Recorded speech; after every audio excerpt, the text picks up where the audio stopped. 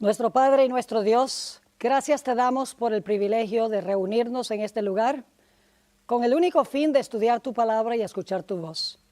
Pedimos, Señor, la compañía de tu Santo Espíritu por medio del ministerio de los ángeles. Abre nuestras mentes y corazones para que podamos comprender y recibir tu verdad. Te lo pedimos en el nombre precioso de tu Hijo, Cristo Jesús. Amén. A veces cuando estoy viajando por vía aérea, la persona que se sienta a mi lado pregunta, ¿cuál es mi profesión? Cuando les digo que yo soy pastor de la Iglesia Adventista del Séptimo Día, me preguntan a menudo, ¿qué es un adventista? ¿Y cómo se diferencian ustedes de todas las demás iglesias? Hace un tiempo yo contestaría, bueno, nos distinguimos porque nos abstenemos de fumar y de beber, cuidamos nuestra salud. Nos distinguimos porque guardamos el sábado como día de reposo.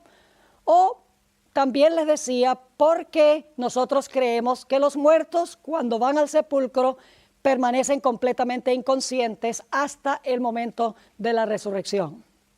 Pero con el transcurso de los años he descubierto que hay otras iglesias que básicamente tienen estas mismas doctrinas. Hay iglesias no adventistas que guardan el sábado. Hay iglesias no adventistas que creen que los muertos nada saben. Y hay iglesias y sectas que no son adventistas que también creen que debemos tener mucho cuidado de nuestra salud. Así que la pregunta clave es, ¿qué nos distingue a nosotros como adventistas del séptimo día de todas las demás sectas religiosas? En esta serie vamos a ver que hay dos puntos cardinales que nos distinguen especialmente de todas las demás iglesias. Dos puntos únicos en su género que caracterizan a la Iglesia Adventista del Séptimo Día.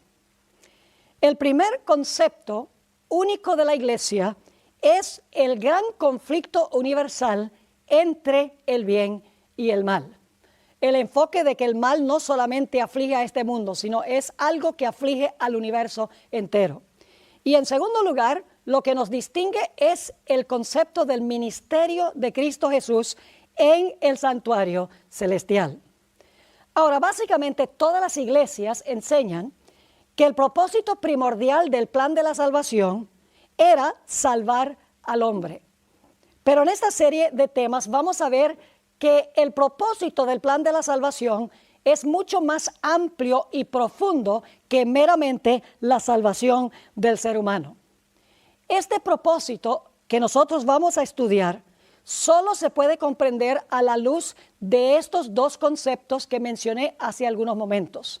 Solo se puede entender el propósito amplio y profundo del plan de la salvación entendiendo el santuario hebreo, que era una sombra del santuario celestial, y el gran conflicto universal entre el bien y el mal.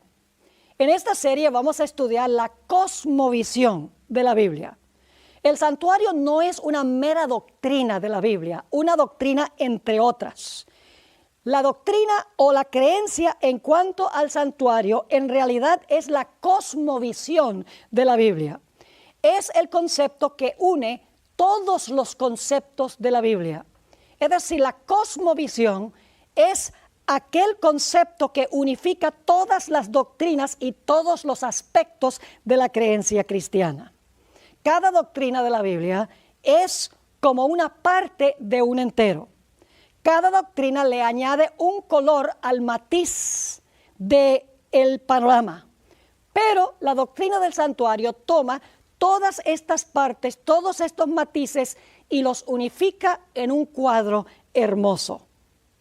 Hay una escritora que ha desarrollado este tema más que cualquier otro escritor en la historia de la Iglesia Adventista, y es Elena G. de White.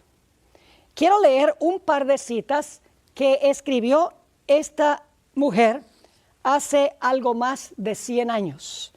Estoy leyendo en primer lugar del Conflicto de los Siglos, página 462. Aquí dice la escritora, el pasaje bíblico que más que ninguno había sido el fundamento y el pilar central de la fe adventista era la declaración hasta 2300 tardes y mañanas, entonces el santuario será purificado. En otras palabras, la escritora está diciendo que la fe adventista halla su fundamento y su pilar central en la purificación del santuario celestial. En otra cita, que se encuentra en la carta número 208 del año 1906, la escritora dice lo siguiente: la comprensión correcta de la ministración en el santuario celestial es el fundamento de nuestra fe. Noten la terminología que usa la escritora para referirse al santuario. Dice que es el fundamento de nuestra fe. Y mencionó también que era el pilar central que sostiene toda la teología de la Iglesia Adventista o la cosmovisión bíblica. Muchas personas creen que el propósito del plan de salvación, como les mencionaba antes, era especialmente salvar al ser humano. Pero quiero leerles una cita a donde la escritora nos explica que el plan de salvación tenía un propósito mucho más amplio y mucho más profundo, tomando en cuenta especialmente el punto que mencionamos del gran conflicto universal entre el bien y el mal y el concepto del santuario celestial. Dice así esta cita que se encuentra en Patriarcas y Profetas, página 57.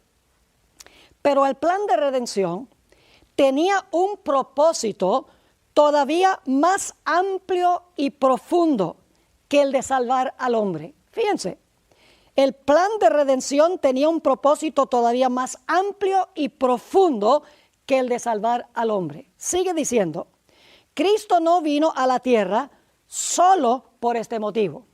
No vino meramente para que los habitantes de este pequeño mundo acatasen la ley de Dios como debe ser acatada, sino que vino para vindicar el carácter de Dios ante el universo. Ahí está el concepto amplio y profundo del plan de salvación. Jesús vino, según esto, para vindicar el carácter de Dios ante todo el universo. Podríamos decir que Dios, a través del santuario y a través de lo que encontramos en la Biblia, exonera su carácter, exonera su reputación. Sigue diciendo esta cita: a este resultado de su gran sacrificio, a su influencia sobre los seres de otros mundos, así como sobre el hombre, se refirió el Salvador cuando poco antes de su crucifixión dijo: ahora es el juicio de este mundo. Ahora el príncipe de este mundo será echado fuera. Y yo, si fuere levantado de la tierra, a todos traeré a mí mismo. En algunas versiones dice a todos los hombres traeré a mí mismo, pero la palabra hombres no está allí.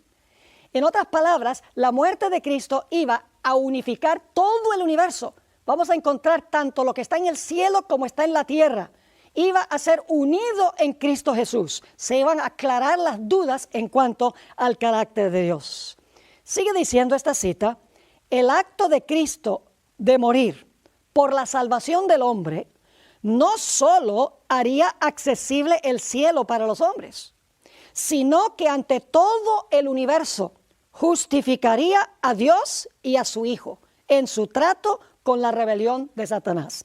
Demostraría la perpetuidad de la ley de Dios y revelaría la naturaleza y las consecuencias del pecado. Fíjense todos los aspectos incluidos en el plan de la salvación. ¿Qué haría? Justificar a Dios y a su Hijo en su trato con la rebelión de Satanás. En segundo lugar, demostraría que la ley de Dios es perpetua. Y en tercer lugar, se revelaría la naturaleza o las características y las consecuencias del pecado. Mis queridos amigos, el conflicto en el cual estamos involucrados es un conflicto cósmico, es un conflicto universal. No está relacionado este conflicto solo con este mundo, sino que está incluido todo el universo de Dios. El conflicto no comenzó en la tierra, el conflicto comenzó en el cielo. Así que el cielo está involucrado en esta gran controversia o en este gran conflicto. Un concepto limitado del problema del mal nos llevará a un concepto limitado de la solución del problema. El plan de la salvación tiene como propósito vacunar al universo contra la posibilidad de que haya jamás otra rebelión. Es decir, al permitir Dios todo lo que ha ocurrido en estos 6,000 años de pecado, Dios está garantizando la seguridad eterna del universo, de tal manera que no haya una posibilidad de otra rebelión. Dios no implementa soluciones apresuradas que tapan provisionalmente el problema del pecado. Dios se toma su tiempo, de tal manera que cuando termine el problema del mal, no quedarán cabos sin atar. Es decir, el propósito del plan de salvación, en un sentido más amplio y profundo, es revelarle a todo el universo cómo es Dios y en contraste cómo es Satanás, de tal manera que todo el universo vea que Dios es justo y amoroso y que Satanás es exactamente lo contrario. El problema del pecado no se originó aquí en la tierra, sino que se originó en el cielo, en la misma presencia de Dios. La Biblia nos dice que este conflicto celestial comenzó en el cielo con los seres celestiales. Y ustedes se preguntarán, ¿quiénes son esos seres celestiales? ¿Será que había seres en el universo antes que existiera este mundo? La respuesta a esta pregunta es que sí. En el libro de Job, el capítulo 38 y los versículos 4 al 7, encontramos un pasaje muy interesante que describe los eventos de la creación. Quiero leer ese pasaje. Aquí Dios le hace una serie de preguntas a Job. ¿Dónde estabas tú cuando yo fundaba la tierra? Házmelo saber si tienes inteligencia. ¿Quién ordenó sus medidas, si lo sabes? ¿O quién extendió sobre ella cordel? ¿Sobre qué están fundadas sus bases? ¿O quién puso su piedra angular? Note que aquí se está describiendo la creación. Ahora fíjense el versículo 7. Cuando alababan todas las estrellas del alba y se regocijaban todos los hijos de Dios.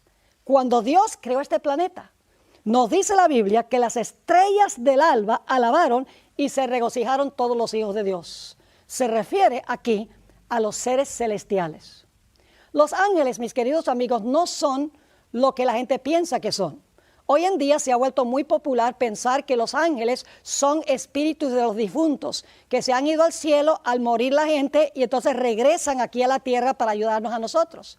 Eso no es posible, porque según este pasaje, los seres celestiales ya existían cuando este planeta fue creado. Porque dice aquí que cuando Dios creó, todas las estrellas del alba alabaron y se regocijaron todos los hijos de Dios. Es decir, en el cielo había millones de habitantes antes de la creación de este mundo. Ahora, en ese cielo se encontraba el santuario original de Dios. El santuario terrenal era una copia del santuario celestial para que pudiéramos entender el lugar a donde habita Dios. Es más, el santuario terrenal era solo una copia de una maqueta que le mostró Dios a Moisés en el monte Sinaí. Quiero leer del libro de Hebreos, el capítulo 8 y el versículo 5, a donde nos dice que el santuario terrenal y sus servicios sirven a lo que es figura y sombra de las cosas celestiales. Fíjense que lo terrenal era, según esto, figura y sombra de las cosas celestiales. Como se le advirtió a Moisés cuando iba a erigir el tabernáculo, diciéndole, mira, haz todas las cosas conforme al modelo, es decir, conforme a la maqueta que se te ha mostrado en el monte. Dios no le mostró a Moisés el santuario celestial. Dios le mostró a Moisés en el monte una maqueta o un modelo del santuario celestial y luego Moisés construyó el santuario en la tierra de acuerdo al modelo que él vio. Pero el propósito del modelo era enseñar grandes lecciones en cuanto al santuario celestial, porque el terrenal era una copia del celestial, en miniatura. Ahora, en ese santuario, el santuario terrenal, que era una copia del santuario celestial, había un mueble que se conoce como el Arca del Pacto. En Éxodo el capítulo 25, 19 y 20 se describe el Arca del Pacto y en unos momentos voy a leer esos versículos. Y allí nos dice que el arca del pacto tenía una tapa que se conoce como el propiciatorio, que representa el trono de Dios, y a cada lado del arca había un querubín cubridor. Leo ahora de Éxodo 25, 19 y 20. Dios está instruyendo a Moisés: harás también 2 querubines de oro, labrados a martillo.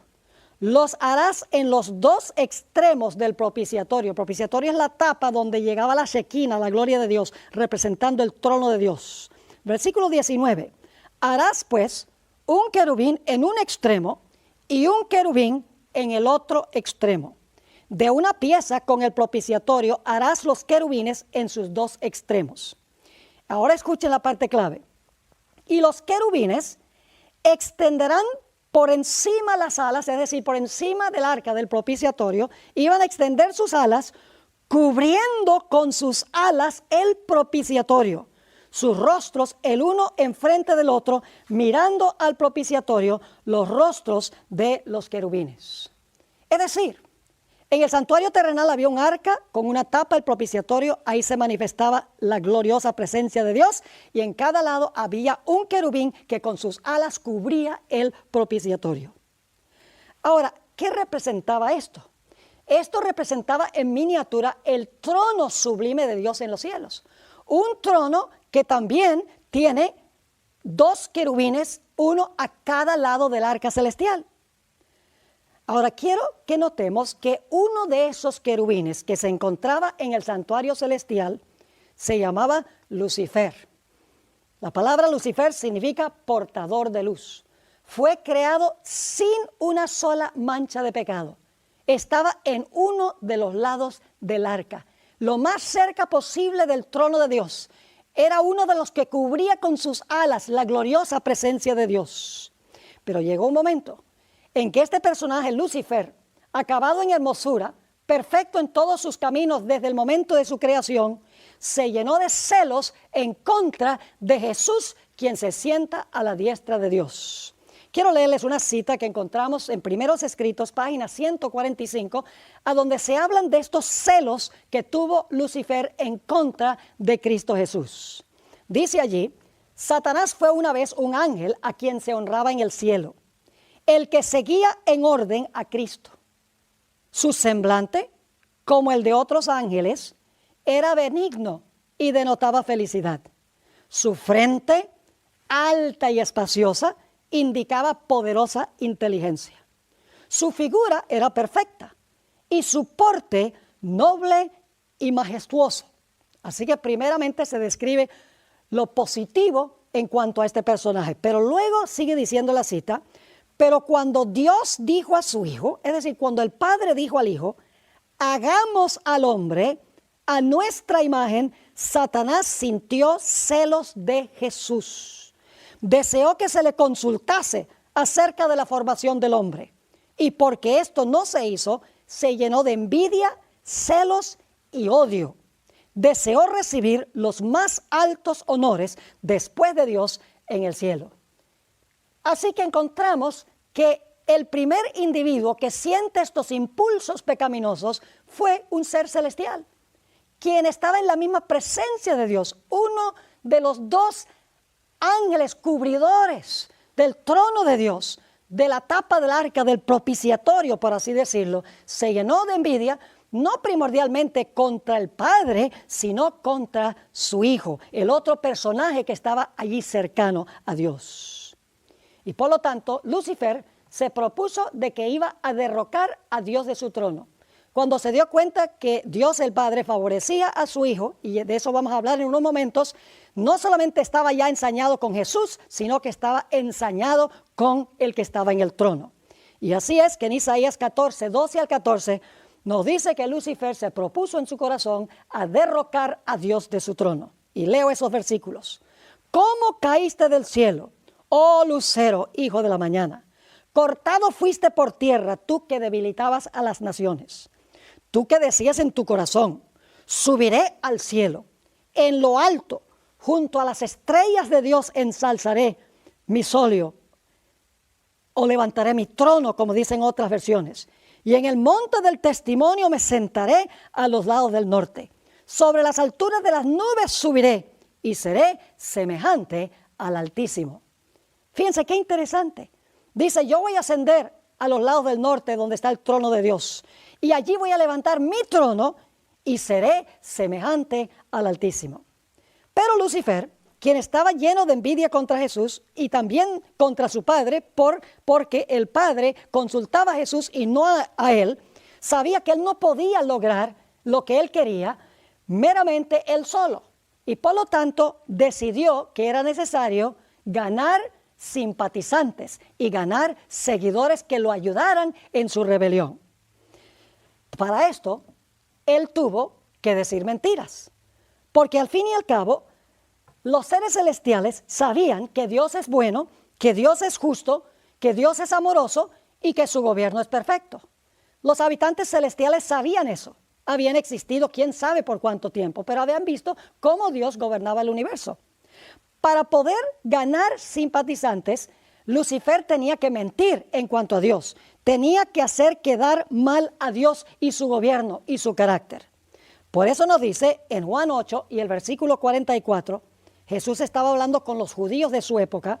Vosotros sois de vuestro padre el diablo, y los deseos de vuestro padre queréis hacer. Él ha sido homicida desde el principio y no ha permanecido en la verdad porque no hay verdad en él. Cuando habla, noten, cuando habla mentira, de suyo habla porque es mentiroso y padre de mentira. Es decir, Satanás es un mentiroso desde el principio. Mintió en cuanto al gobierno de Dios, mintió en cuanto al carácter de Dios.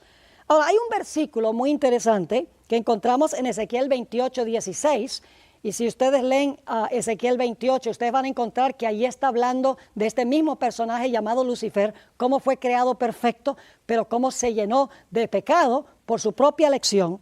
En Ezequiel 28, 16, note lo que se dice en cuanto a este personaje que se llama Lucifer.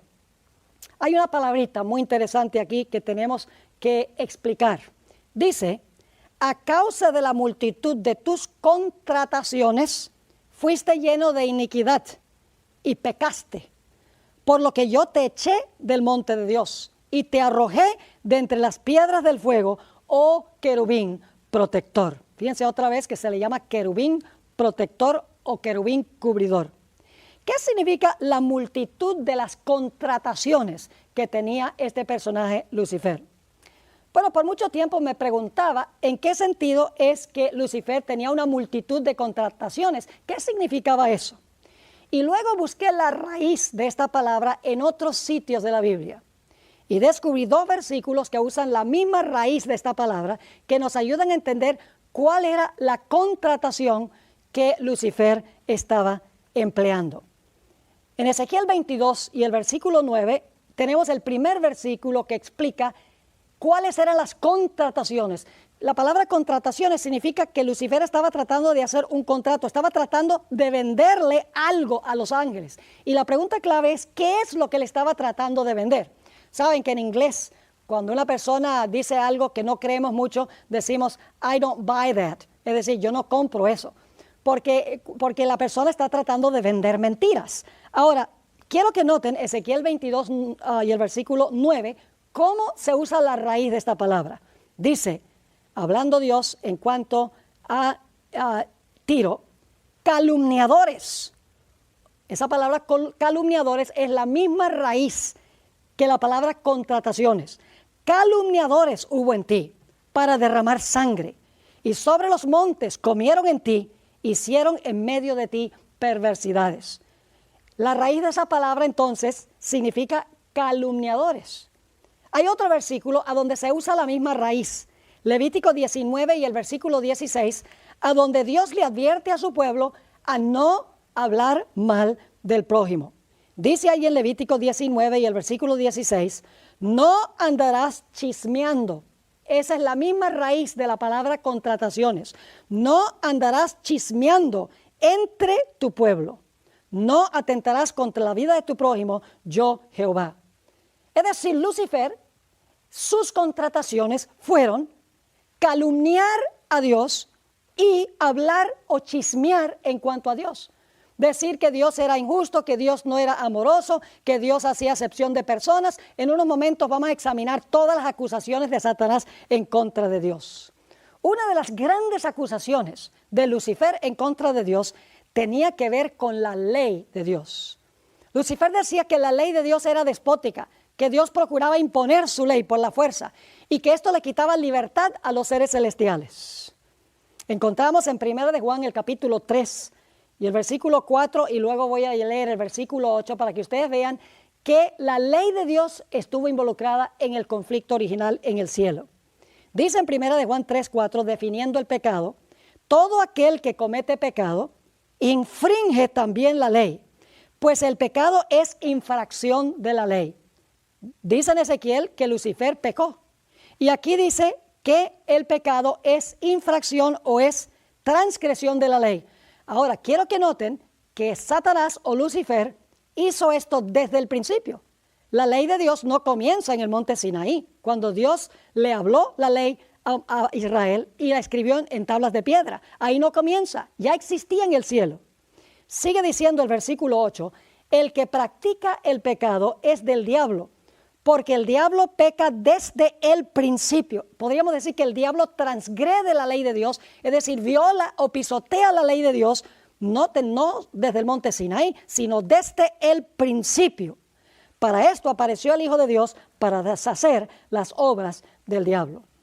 Ahora, ¿cuáles eran los argumentos de Satanás en contra de Dios? Examinemos algunos. Argumento número 1. Dios hace acepción de personas. Dios tiene favoritos, porque Él consultó a su Hijo Jesús cuando iba a crear este mundo y no consultó a Lucifer ni consultó a ninguno de los ángeles. Dios, según decía Lucifer, tiene favoritos. Dios hace acepción de personas. Le da privilegios a su Hijo que no le da a los demás. El segundo argumento es que Dios guarda secretos que todos en realidad tenemos derecho a conocer. ¿Por qué es que solo el Hijo podía participar de los profundos consejos de Dios? ¿Por qué no podíamos nosotros? Decía Lucifer. Dios tiene secretos que Él no quiere que nosotros conozcamos. El tercer argumento fue que la ley de Dios es restrictiva y nos quita la libertad, le decía Lucifer a los seres celestiales. Quiero leerles un par de citas. Una de ellas se encuentra en Patriarcas y Profetas, página 16, y la otra se encuentra en El conflicto de los siglos, página 554, sobre los argumentos de Satanás concerniente a la ley en el cielo. Dice allí en Patriarcas y Profetas, principió por insinuar dudas acerca de las leyes que gobernaban a los seres celestiales, sugiriendo que aunque las leyes fuesen necesarias para los habitantes de otros mundos, los ángeles, siendo más elevados, no necesitaban semejantes restricciones, porque su propia sabiduría bastaba para guiarlos. Fíjense qué interesante. Empezó a criticar las leyes que gobernaban a los seres celestiales, que las leyes podían ser necesarias para los habitantes de los mundos porque ellos no eran tan exaltados como los ángeles, pero que los ángeles, siendo más elevados, no necesitaban estas restricciones, que su propia sabiduría siempre los llevaría a hacer el bien. Sigue la cita. Los ángeles no eran seres que pudieran acarrear deshonra a Dios. Todos sus pensamientos eran santos. Y errar para los ángeles era tan imposible como para el mismo Dios. La exaltación del Hijo de Dios como igual al Padre fue presentada como una injusticia cometida contra Lucifer. Ya comentamos sobre eso. Quien, según se alegaba, tenía también derecho a recibir reverencia y honra. Si este príncipe de los ángeles pudiese alcanzar su verdadera y elevada posición, ello redundaría en grandes beneficios para toda la hueste celestial, pues era su objeto asegurar la libertad de todos. ¿Qué estaba prometiendo Lucifer? Libertad de la ley de Dios. Estaba procurando deshacerse de la ley de Dios, diciendo que cada ser celestial podía ser ley a sí mismo. En El conflicto de los siglos, página 554, encontramos otra cita que describe los argumentos de Satanás en el cielo en cuanto a la ley. Escribe así Elena White: reiteró Lucifer su aserto de que los ángeles no necesitaban sujeción, sino que debía dejárseles seguir su propia voluntad, que los dirigiría siempre al bien. Denunció los estatutos divinos como una restricción de su libertad y declaró que el objeto que él perseguía era asegurar la abolición de la ley para que libres de esta taba, las huestes del cielo pudiesen alcanzar un grado de existencia más elevado. Imagínense ustedes, decía que la ley de Dios restringía la libertad de los seres celestiales, que él quería abolir la ley de Dios para que los ángeles pudieran alcanzar un grado más elevado de existencia. Hoy en día, mis queridos amigos, estamos escuchando comentarios semejantes, inclusive desde púlpitos cristianos. Así que los argumentos de Lucifer, resumiendo, Dios hace acepción de personas. En segundo lugar, Dios guarda secretos, es decir, guarda en su mente cosas que no está dispuesto de compartir con otros. En tercer lugar, la ley de Dios quita la libertad y es mi intención abolir la ley, decía Lucifer. Pero había otros argumentos. Lucifer decía, Dios es egoísta, solo quiere que todos hagan lo que Él dice, que todo el mundo le sirva, pero Dios no quiere levantar ni un solo dedito para servir. Además de eso, le declaró a los ángeles, Dios es absoluta justicia. Y si ustedes desobedecen la ley de Dios, Dios es un déspota y Dios los va a destruir. No crean que Dios es misericordioso y les va a perdonar. En ningún sentido, Dios es pura justicia y si ustedes se rebelan contra su ley, Él los va a destruir. Y finalmente Lucifer dijo, si me ponen a mí en el trono, yo gobernaría mejor, porque en mi reino todos serían libres de hacer lo que quieran sin una ley que los cohíba.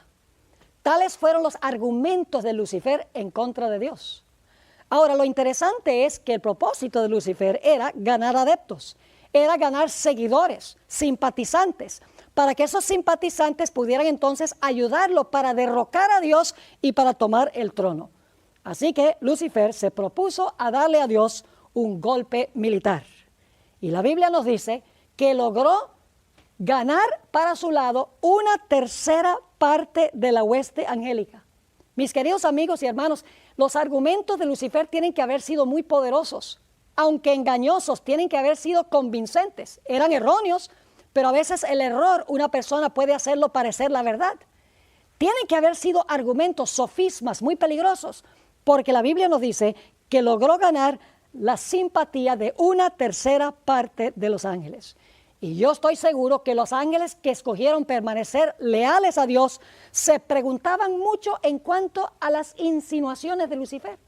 ¿Será que lo que Lucifer está diciendo pueda tener un elemento de verdad?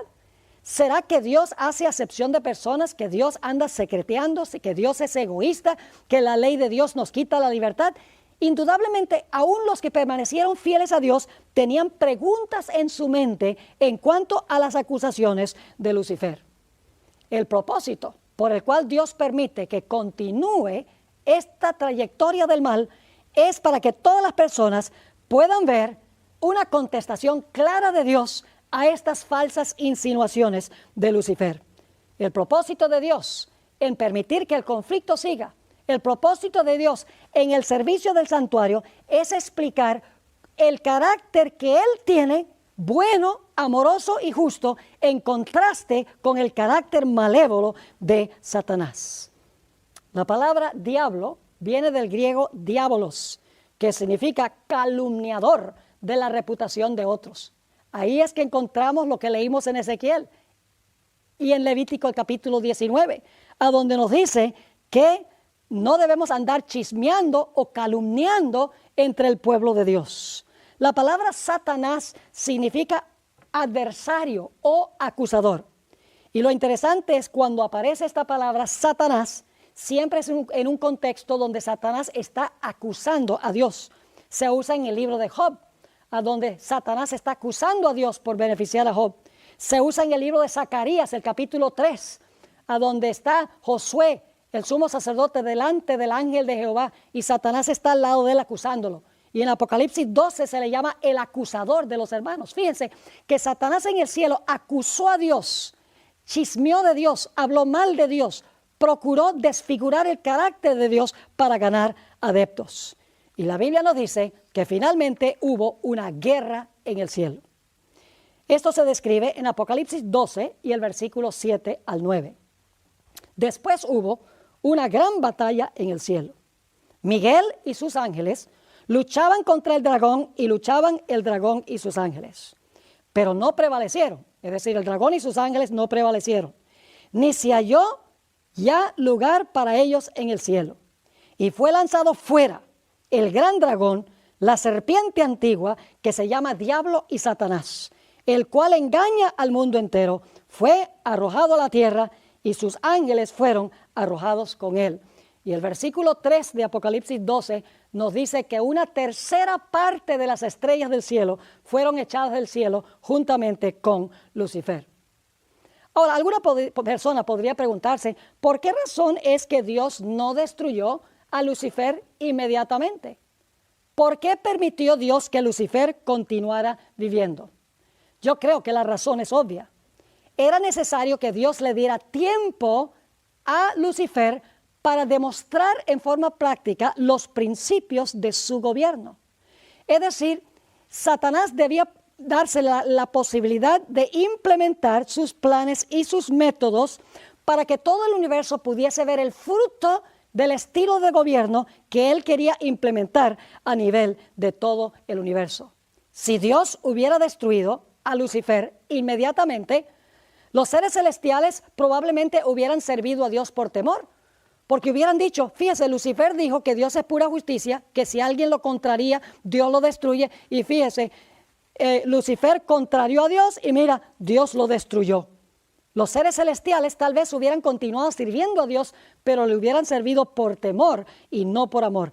Y además de eso, siempre hubiese existido la posibilidad de otra rebelión.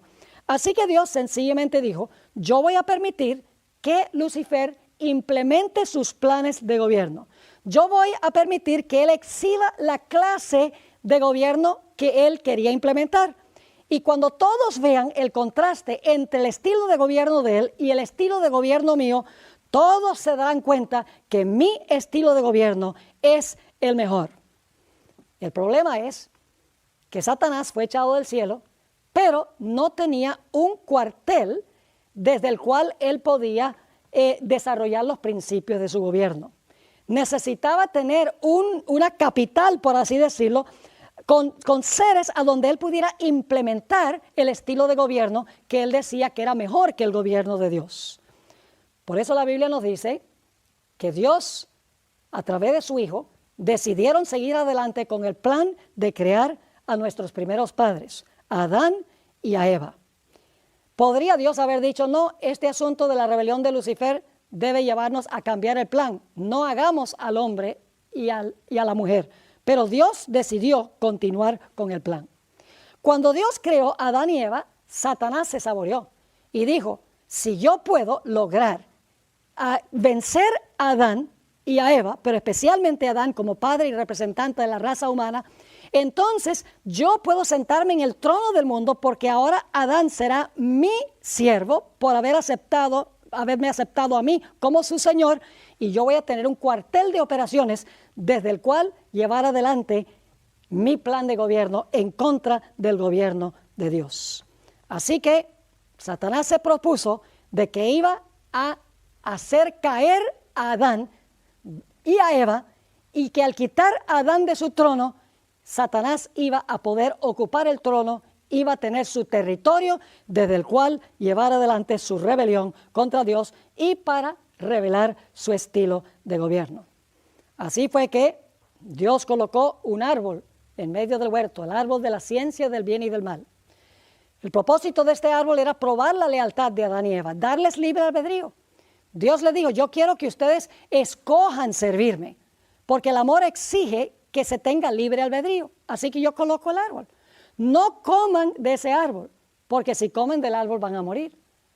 Absténganse de ese árbol y aprovechen todos los demás árboles del huerto, son para su consumo personal. Pero un día Eva se alejó de Adán y llegó a parar debajo del árbol de la ciencia del bien y del mal. Allí estaba Satanás disfrazado, es decir, estaba detrás de una serpiente. Probablemente Eva estaba esperando un ángel del cielo, porque yo creo que Dios les había advertido a Adán y Eva que un ángel poderoso había caído del cielo y que iba a venir para tratar de tentarlos para que comieran del árbol. Así que Satanás dijo, yo creo que Eva va a estar esperando a un ángel, así que en vez de venir como un ángel de luz disfrazado, la Biblia nos dice que se camufló o se escondió detrás de una serpiente. Y es interesante notar que la discusión entre Lucifer o Satanás y la mujer refleja los mismos principios de la rebelión que se realizó en el cielo. Vamos a mirar un poco la tentación de Satanás en contra de Eva. Viene Satanás y le dice, con que Dios os ha dicho que no podéis comer de ningún árbol del huerto. El propósito por el cual Satanás le dijo esto a Eva, que Dios les dijo que no comieran de ningún árbol del huerto, es porque él sabía que diciendo algo que Eva sabía que estaba equivocado, que Eva iba a empezar una conversación con él. Y eso es exactamente lo que sucedió. Eva dijo, no, estás equivocado, déjame corregirte. Dios dijo que podíamos comer de todos los árboles del huerto, pero nos dijo que si comíamos de este árbol en particular, íbamos a morir. Fíjense que el diablo lo que quería era comenzar una conversación y tuvo éxito, haciendo una declaración falsa de que Dios había prohibido que comieran de cualquier árbol del huerto. Eva ahora lo corrige y dice, no, Dios dice que podemos comer nosotros de todos los árboles del huerto. Y ahora Satanás, después que fue echado del cielo, ya no es Lucifer, es Satanás. Ahora Satanás le dice a Eva, no moriréis. Ahora, cuando él le dice eso a Eva, indudablemente se crea una confusión en la mente de Eva. Porque Eva está pensando, Dios dijo que si comíamos del árbol íbamos a morir. Ahora la serpiente me está diciendo que si comemos del árbol no vamos a morir. Y por lo tanto Eva ahora piensa, si no vamos a morir, como dice la serpiente, ¿por qué entonces fue que Dios nos dijo que sí nos íbamos a morir? Es decir, el diablo le plantó a Eva una pregunta y vamos a encontrar que enseguida le tenía la respuesta. La pregunta que le sembró a Eva es, ¿por qué si no vamos a morir nos dijo Dios que sí íbamos a morir? Él sabe que Eva tiene esa confusión ahora y quiere saber por qué Dios dijo que iban a morir si en verdad no iban a morir. Y entonces Satanás le contesta la pregunta que le sembró y le dice, ¿quieres saber por qué Dios dijo que no van a morir? Que van a morir si comen del árbol. ¿Y por qué yo les digo que no van a morir? Mire, Dios sabe que el día que ustedes coman de este árbol, los ojos de ustedes se van a abrir. Es decir, Dios quiere que ustedes estén ciegos. Dios les está escondiendo una gran realidad. Dios sabe que el día que ustedes coman de este árbol, ustedes no van a morir, sino que ustedes van a ser como Dios. Fíjese que Lucifer había dicho en el cielo, seré semejante al Altísimo. Ahora le dice a Eva, ustedes van a ser como Dios. Y fíjense, no solamente dice, van a ser como Dios, sino que dice, van a ser como Dios en un sentido muy especial, sabiendo el bien y el mal. Es decir, ustedes no tienen que depender de Dios para saber qué es bueno y qué es malo. No necesitan a un Dios que les diga comer de este árbol es malo y comer de todos los árboles es bueno. Ustedes mismos pueden saber eso. Lo que pasa es que Dios en algún momento comió del fruto de este árbol y cuando comió del fruto llegó a ser Dios. Y cuando vio todos los poderes que le dio el comer del fruto, él no quería otros que fueran como él por ahí, que fueran rivales o competencia. Y por lo tanto, de ese momento Dios le dijo, van a morir. Pero en realidad Dios sabía más bien que en vez de morir, iba a haber rivales, iba a haber gente como él. Así que Satanás le lanzó a Eva estos sofismas, estas falsedades. Y la Sagrada Escritura nos dice que Eva comió del árbol engañada por Satanás y luego le dio a su marido y Adán comió. Y entonces entró el virus o la infección del pecado al planeta Tierra. Ahora Satanás le quitó el trono a Adán, le quitó el territorio a Adán. Y ahora Satanás tenía un planeta sobre el cual él reclamaba ser rey para desarrollar los principios de su gobierno. Ahora es interesante notar que todo el universo está observando lo que está sucediendo en este planeta. Está observando los principios del gobierno de Satanás y está mirando los principios del gobierno de Dios. están viendo el contraste entre dos estilos de gobierno. Y cuando termine el mal, todo el universo estará de acuerdo de que el gobierno de Dios es bueno, amoroso y justo, y que el gobierno de Satanás es lo contrario. Nunca el universo hubiera sabido esto si Dios hubiera destruido a Lucifer enseguida.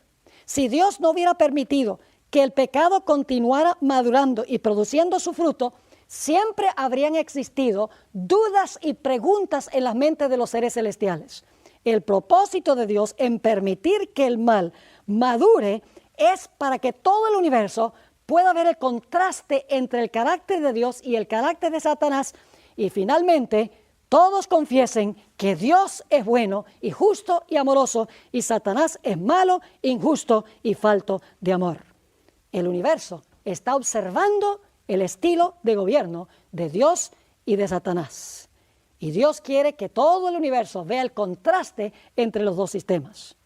Quiero leer en los pocos minutos que nos quedan algunos versículos que indican que el cielo está involucrado en este conflicto y está observando lo que está sucediendo. 1 Corintios, el capítulo 4 y el versículo 9 es muy interesante. Estoy leyendo ahora de la Nueva Versión Internacional, donde dice lo siguiente: porque según pienso, Dios nos ha exhibido a nosotros los apóstoles al final de la procesión como a sentenciados a muerte, pues hemos llegado a ser espectáculo. La palabra espectáculo en el griego es theatron, es decir, teatro. Lo que se está viendo es una película. Ahora, ¿quiénes están viendo esta película? Dice aquí que los apóstoles han llegado a hacer una película o han llegado a hacer un teatro. ¿Un teatro a quiénes? Seguimos leyendo. Porque según pienso, Dios nos ha exhibido a nosotros los apóstoles al final de la procesión como a sentenciados a muerte, pues hemos llegado a ser un espectáculo, es decir, un teatro al mundo, a los ángeles y a los hombres. Otra versión es más clara, dice: hemos sido hechos espectáculo al universo entero, a los ángeles, al igual que los hombres. Dios tiene no solamente que reconciliar consigo las cosas en la tierra, tiene que reconciliar consigo las cosas en el cielo. En Colosenses 1, 19 y 20 nos dice: por cuanto agradó al Padre que en Él, es decir, en Jesús, habitase toda plenitud, y por medio de Él, por medio de Jesús, reconciliar consigo todas las cosas. Ahora fíjense, así las que están en la tierra como las que están en los cielos, haciendo la paz mediante la sangre de su cruz. Fíjense, dice aquí que Dios está no solamente reconciliando consigo las cosas de la tierra, sino también las cosas que están en los cielos. El cielo está muy cercanamente vinculado con la tierra. En Lucas 15 y el versículo 10, dice el Señor Jesucristo: así os digo que hay gozo delante de los ángeles de Dios por un pecador que se arrepiente. Un evento terrenal que tiene repercusiones celestiales. Los ángeles están mirando y se gozan cuando un pecador se arrepiente. Dios va a confesar los nombres de los seres humanos fieles delante de los ángeles. Dice en Lucas el capítulo 12 y el versículo 8, está hablando Jesús: os digo que todo aquel que me confesare delante de los hombres, también el Hijo del Hombre le confesará delante de los ángeles de Dios. Es decir, los ángeles de Dios van a ver los casos de los seres humanos, cómo Dios trató con el caso de cada persona. ¿Y qué pasa cuando una persona en realidad negó a Jesús? Dice el versículo 9: mas el que me negare delante de los hombres será negado delante de los ángeles de Dios. Los ángeles están presenciando lo que está sucediendo.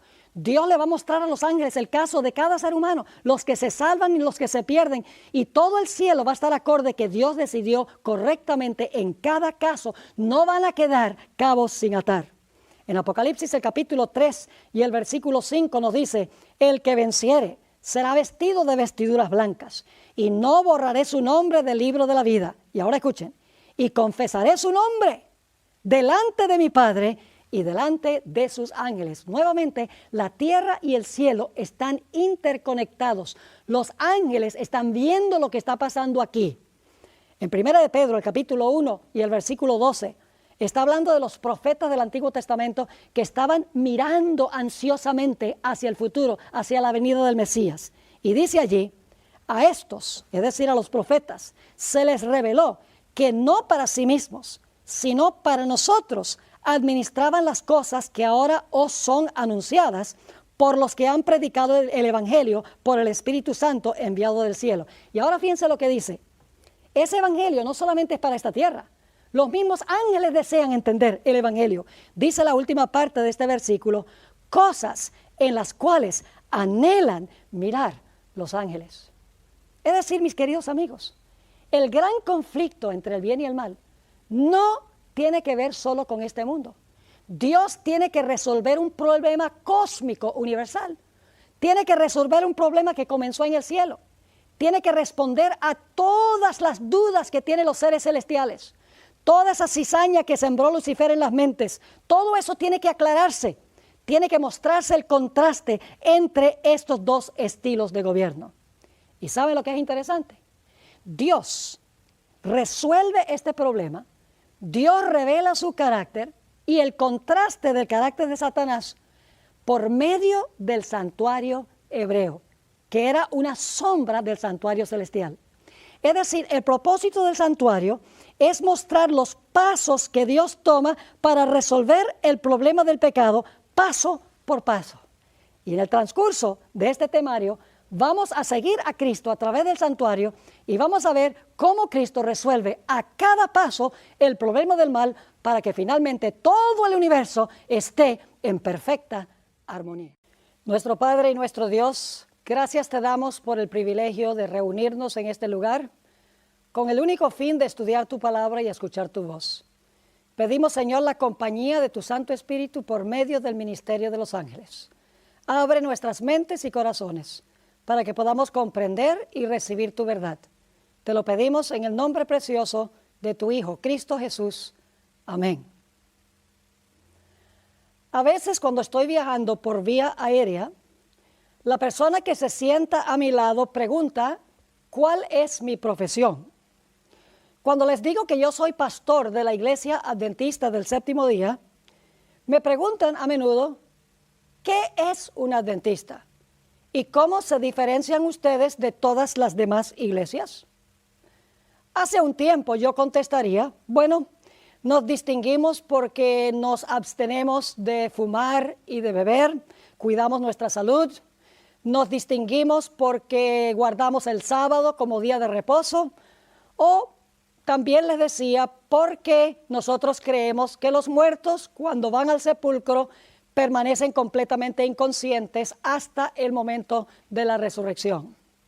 Pero con el transcurso de los años he descubierto que hay otras iglesias que básicamente tienen estas mismas doctrinas. Hay iglesias no adventistas que guardan el sábado. Hay iglesias no adventistas que creen que los muertos nada saben. Y hay iglesias y sectas que no son adventistas que también creen que debemos tener mucho cuidado de nuestra salud. Así que la pregunta clave es, ¿qué nos distingue a nosotros como adventistas del séptimo día de todas las demás sectas religiosas? En esta serie vamos a ver que hay dos puntos cardinales que nos distinguen especialmente de todas las demás iglesias. Dos puntos únicos en su género que caracterizan a la Iglesia Adventista del Séptimo Día. El primer concepto único de la Iglesia es el gran conflicto universal entre el bien y el mal. El enfoque de que el mal no solamente aflige a este mundo, sino es algo que aflige al universo entero. Y en segundo lugar, lo que nos distingue es el concepto del ministerio de Cristo Jesús en el santuario celestial.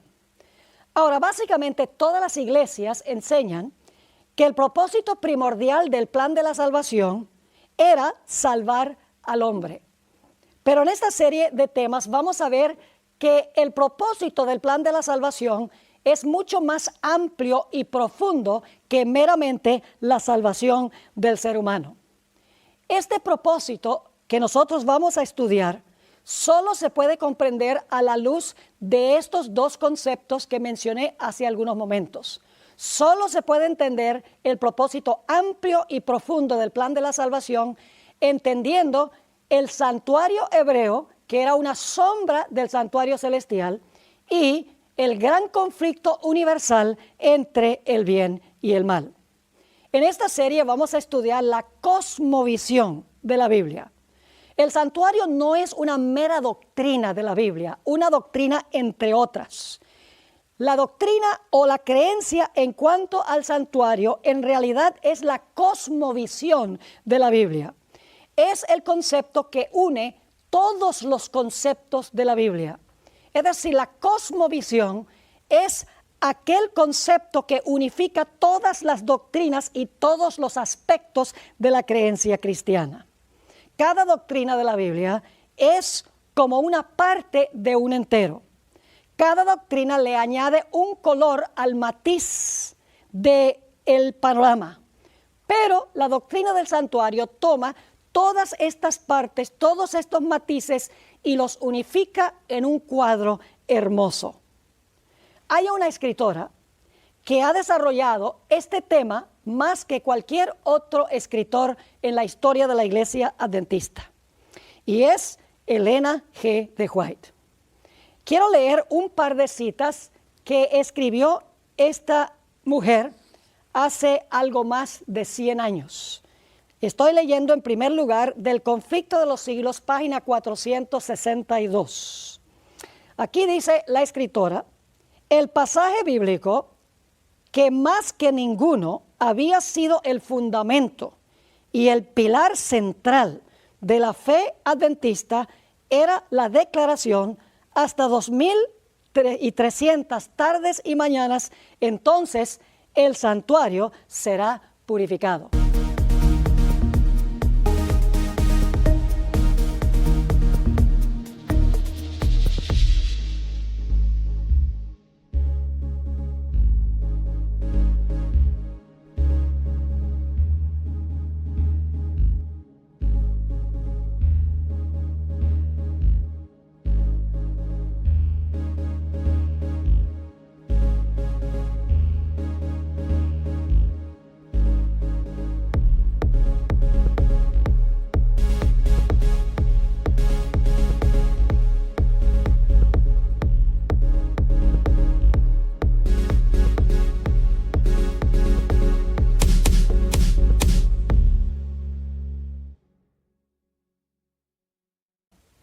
En otras palabras, la escritora está diciendo que la fe adventista halla su fundamento y su pilar central en la purificación del santuario celestial.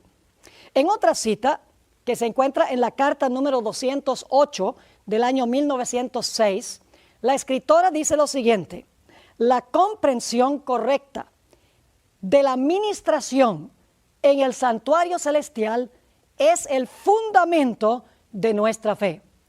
Noten la terminología que usa la escritora para referirse al santuario. Dice que es el fundamento de nuestra fe. Y mencionó también que era el pilar central que sostiene toda la teología de la Iglesia Adventista o la cosmovisión bíblica. Muchas personas creen que el propósito del plan de salvación, como les mencionaba antes, era especialmente salvar al ser humano.